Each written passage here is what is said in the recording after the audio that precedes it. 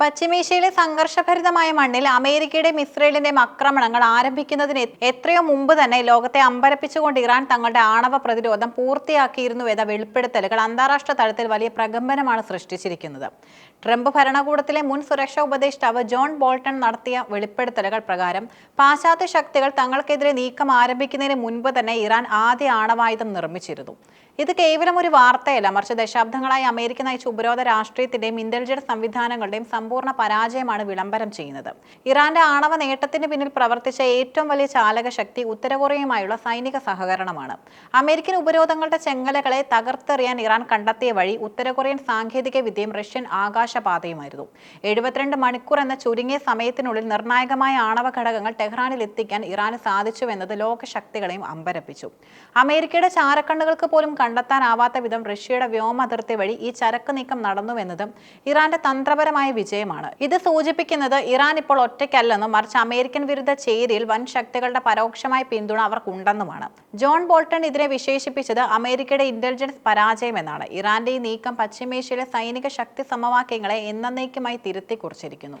അമേരിക്കയുടെ ഏകധ്രുവ ലോകക്രമത്തെ വെല്ലുവിളിച്ചുകൊണ്ട് ഒരു പുതിയ ആഗോള അച്ചുതണ്ട് രൂപപ്പെട്ടിരിക്കുന്നു.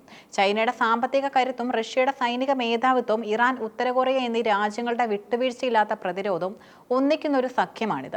ഇറാനെതിരെയുള്ള ഉപരോധങ്ങൾ ഫലപ്രദമാകാത്തതിന് പിന്നിൽ ചൈന ഇറാന്റെ എണ്ണ വാങ്ങുന്നതും റഷ്യ ഇറാനുമായി അത്യാധുനിക ആയുധ ഇടപാടുകൾ നടത്തുന്നതുമാണ്.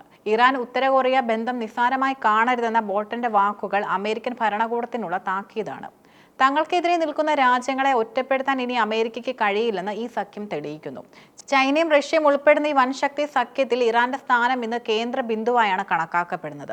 ഇറാൻ പ്രതിസന്ധികൾക്കിടയിലും തങ്ങളുടെ ആഭ്യന്തര ഭദ്രത നിലനിർത്തുന്നതിൽ വിജയിച്ചിട്ടുണ്ട്. പരമോന്നത നേതാവ് അയത്തുള്ള അലി ഖമേനിയുടെ വിയോഗത്തിന് പിന്നാലെ അദ്ദേഹത്തിന്റെ മകൻ മുജ്തബ ഖമേനി അധികാരമേറ്റത് പാശ്ചാത്യ രാജ്യങ്ങൾ പ്രതീക്ഷിച്ച ഭരണകൂട തകർച്ച ഇറാന്റെ കാര്യത്തിൽ സംഭവിക്കില്ലെന്ന് വ്യക്തമാക്കി.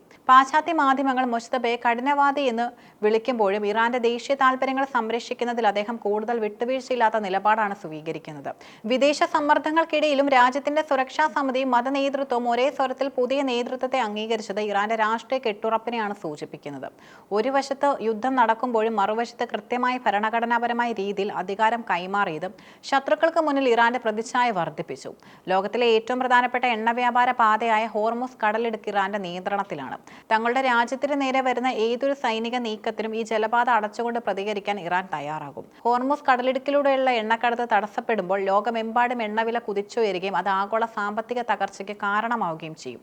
തങ്ങളുടെ സുരക്ഷയും താൽപര്യങ്ങളും സംരക്ഷിക്കാൻ തങ്ങൾക്ക് അവകാശമുണ്ടെന്നും അമേരിക്കയുടെ ആക്രമണങ്ങൾക്കുള്ള ന്യായമായ പ്രതികാരമാണിതെന്നും ഇറാൻ ആവർത്തിക്കുന്നു. ഈ സാമ്പത്തിക ആയുധം കൈവശം ഉള്ളിടത്തോളം കാലം ഒരു പൂർണ്ണ തോതിലുള്ള യുദ്ധത്തിന് അമേരിക്കയും സഖ്യകക്ഷികളും മടിക്കും. ഇറാന്റെ ആണവ പദ്ധതികളെ തകർക്കാൻ അമേരിക്ക കഴിഞ്ഞ വർഷം ഫോർഡോ, നെതൻസ്, ഇസ്ഫഹാൻ എന്നിവിടങ്ങളിലെ ആണവ കേന്ദ്രങ്ങൾക്ക് നേരെ ആക്രമണം നടത്തിയിരുന്നു. ഇത് ഇറാന്റെ പദ്ധതിയെ പിന്നോട്ടടിച്ചുവെന്ന് അമേരിക്ക അവകാശപ്പെട്ടെങ്കിലും യാഥാർത്ഥ്യം മറ്റൊന്നായിരുന്നു. ഈ ആക്രമണങ്ങൾ ഇറാനെ കൂടുതൽ ജാഗരൂകരാക്കുകയും തങ്ങളുടെ പ്രധാന ആണവ കേന്ദ്രങ്ങൾ ഭൂമിക്കടിയിലെ ബങ്കറുകളിലേക്ക് മാറ്റാൻ അവരെ പ്രേരിപ്പിക്കുകയും ചെയ്തു. സൈനിക സമ്മർദ്ദം ഇറാനെ പിന്തിരിപ്പിക്കില്ലെന്നും മറിച്ച് മേഖലയിൽ കൂടുതൽ അസ്ഥിരത സൃഷ്ടിക്കുമെന്നുമാണ് അന്താരാഷ്ട്ര വിദഗ്ധരുടെ വിലയിരുത്തൽ. ഉപരോധങ്ങളെക്കാൾ നയതന്ത്ര ചർച്ചകളാണ് ഫലപ്രദമെന്ന് യൂറോപ്യൻ രാജ്യങ്ങളിൽ ഒരു വിഭാഗം ഇപ്പോൾ ചിന്തിക്കുന്നുണ്ട്.